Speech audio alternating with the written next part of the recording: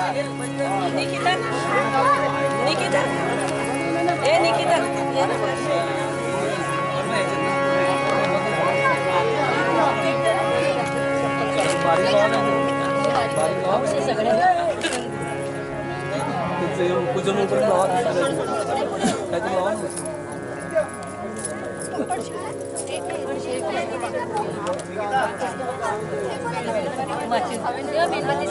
आईने आणि अण्णांनी आम्हाला जगायचं कसं ते शिकवलं, आयुष्यामध्ये यश कसं मिळेल ते शिकवलं.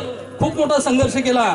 तो संघर्ष आम्ही पण उघड्या डोळ्यांनीच पाहिला आणि खरोखर वाटायला लागलं की जगायचं कसं. कणत कणत गाणं म्हणत आईने अण्णांनी आम्हाला शिकवलं की कणत कणत जगायचं नाही तर गाणं म्हणत जगायचं.